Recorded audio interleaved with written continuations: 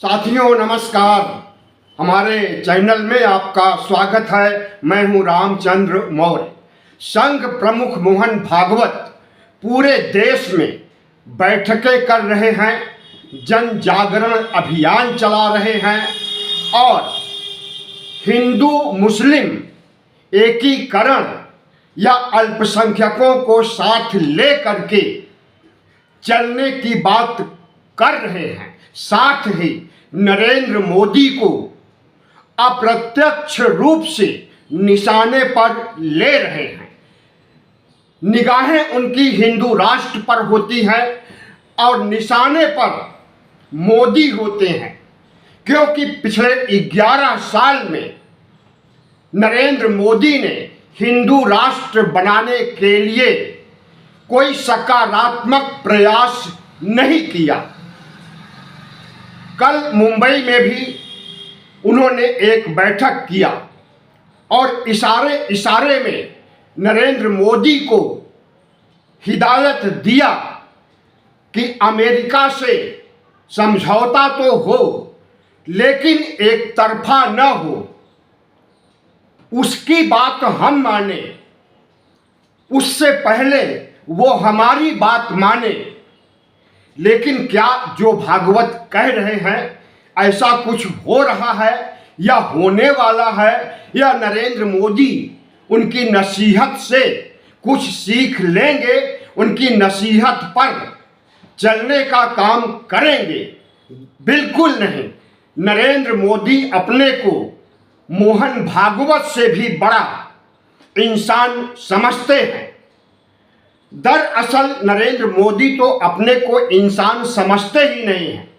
बहुत पहले लोकसभा चुनाव के पहले उन्होंने घोषणा कर दिया था कि वह नॉन बायोलॉजिकल हैं,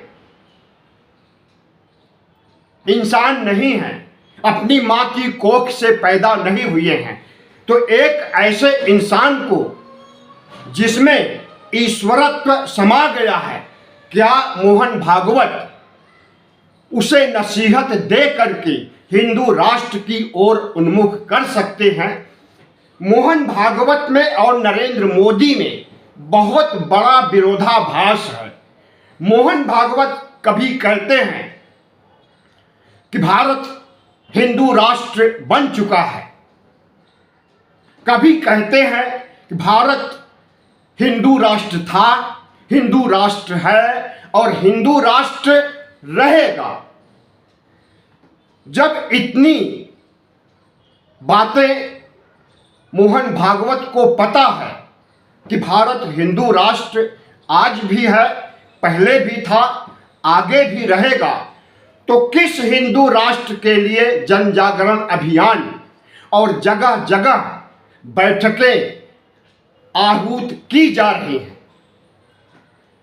साथियों, मोहन भागवत की सबसे बड़ी परेशानी यह है कि वह जो कहते हैं अपनी ही बात पर टिकते नहीं हैं, और जो कहते हैं दूसरे दिन या कुछ दिनों बाद उसी के उलट बात करते हैं। जब मोहन भागवत कहें कि अल्पसंख्यकों को साथ लेकर के चलना है, तो समझ लीजिए कि वह अल्पसंख्यकों से नफरत कर रहे हैं और नफरत के लिए अपने तमाम संगठन, जो हिंदू संगठन आरएसएस में समाहित हैं, बजरंग दल, विश्व हिंदू परिषद, तमाम ऐसे कट्टरपंथी संगठन हैं, उन्हें खुली छूट दे देते हैं मुसलमानों के खिलाफ मॉब लिंचिंग करने के लिए, मुसलमानों के खिलाफ दंगा भड़काने के लिए, मुसलमानों को इस देश से निकल जाने या पाकिस्तान भेज देने की बातें करने लगते हैं तमाम हिंदू संगठन। और यह सब मोहन भागवत के इशारे पर होता है। सार्वजनिक रूप से बैठकों में या अपने भाषण में मोहन भागवत बहुत ही अपने को विवेकवान, बुद्धिशील, दयावान दिखाते हैं, लेकिन यह छवि उनकी अंदर से नहीं है। अंदर से एक कट्टरपंथी हिंदू के अलावा वह और कुछ नहीं है। धर्मनिरपेक्ष भारत को हिंदू राष्ट्र बनाने के लिए आरएसएस जो अभियान चला रहा है, इस अभियान में सफल हो पाएगा या नहीं हो पाएगा हम कुछ नहीं कह सकते हैं, क्योंकि भारत में धर्मनिरपेक्षता, संविधान और लोकतंत्र की जड़ें बहुत गहरी हैं। उन जड़ों को हिला पाना मोहन भागवत, नरेंद्र मोदी और तमाम हिंदू संगठनों के बस की बात नहीं है। लोकसभा चुनाव के दौरान भागवत के हिदायत को ध्यान में रखते हुए जैसे ही भारतीय जनता पार्टी के नेताओं ने कहा कि हमें 400 पार सीटें दीजिए, हम संविधान बदल देंगे, भारतीय जनता पार्टी 303 से 240 पर आ गई और बैसाखियों के जरिए सरकार बनानी पड़ी। तो नरेंद्र मोदी को अच्छी तरह से पता है कि भारत हिंदू राष्ट्र नहीं बन सकता। मोहन भागवत को भी पता है कि भारत हिंदू राष्ट्र नहीं बन सकता, लेकिन फिर भी गुंडागर्दी और अराजकता का माहौल फैला करके समाज को, राष्ट्र को क्षति पहुंचाने का काम मोहन भागवत कर रहे हैं या इनके जैसे तमाम संगठन नुकसान पहुंचा रहे हैं। तो मोहन भागवत अगर कह रहे हैं कि भारत विश्व गुरु था, विश्व गुरु है, विश्व गुरु रहेगा, लेकिन कौन सा ऐसा देश है जो भारत को विश्व गुरु मानता है? क्या कोई पड़ोसी देश नेपाल, जो कभी हिंदू राष्ट्र था अब नहीं है, क्या नेपाल विश्व गुरु मानता है भारत को? नेपाल तो अपनी सीमा पर, भारत नेपाल की सीमा पर भारत के भूभाग को अपना बता रहा है और उसे छीनने की कवायद पर विचार कर रहा है, प्लानिंग कर रहा है। पाकिस्तान हरगिज नहीं मान सकता विश्व गुरु भारत को।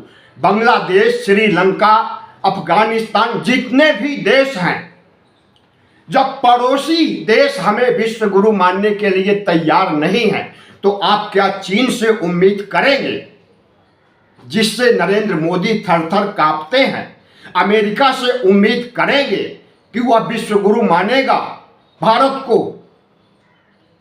आए दिन अमेरिका भारत को घुटनों पर ला देता है, चाहे वह ऑपरेशन सिंदूर का मामला हो, खुद का श्रेय लेने के लिए कि मैंने भारत पाकिस्तान का युद्ध बंद करवाया। एक बार नहीं, कम से कम 70 बार उसने इस चीज को ट्वीट किया और कहा। और अब ट्रेड डील को लेकर के जिन शर्तों पर मोदी सरकार को झुकाने का काम ट्रंप ने किया है, पूरे देश ही नहीं पूरी दुनिया में माना जा रहा है कि भारत को एक बार फिर से घुटनों पर ला दिया।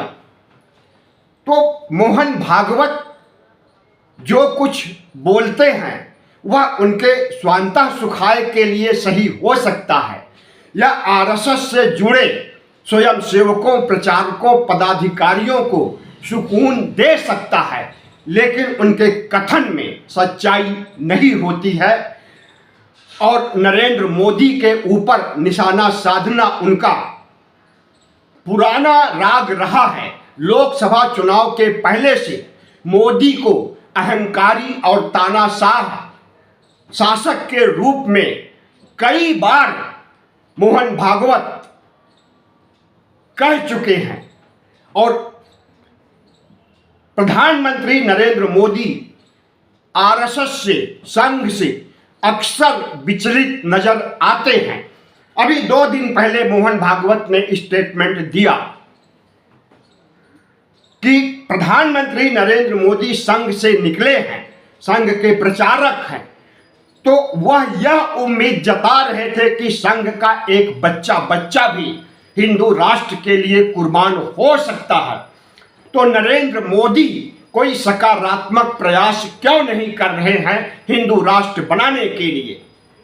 लेकिन नरेंद्र मोदी के सरकार की तरफ से जो प्रतिक्रिया भारतीय जनता पार्टी की ओर से मिली है, उससे यही लगता है कि प्रधानमंत्री नरेंद्र मोदी मोहन भागवत को कोई भी वैल्यू नहीं देते, मोहन भागवत की इज्जत नहीं करते। तो साथियों, जो कुछ चल रहा है इस देश में, जो सबसे बड़ा सामाजिक सांस्कृतिक संगठन अपने को कहता है, आज उसकी पीड़ा यही है कि 100 साल पूरे हो गए संघ के और वह अपने उद्देश्य, अपने सबसे बड़े लक्ष्य भारत को हिंदू राष्ट्र नहीं बना सका है और अगले कुछ वर्षों में कोई उम्मीद भी नहीं है। अगर बनेगा तो भारत विकसित राष्ट्र बनेगा 2047 तक, और इस उद्देश्य को लेकर प्रधानमंत्री नरेंद्र मोदी आगे बढ़ रहे हैं। तो हिंदू राष्ट्र बनेगा या फिर विकसित भारत बनेगा, यह तो समय बताएगा। लेकिन मोहन भागवत की पीड़ा और उनकी बौखलाहट और उनकी वाणी में संयम न होना और ऊट पटांग बकते रहना, यह उनकी नियत बन गई है, जिसे देश देख रहा है, समझ रहा है, भांप रहा है और इसका उन्हें माकूल जवाब दे रहा है। वीडियो अच्छा लगा हो तो चैनल को सब्सक्राइब कीजिए, लाइक कीजिए और शेयर कीजिए।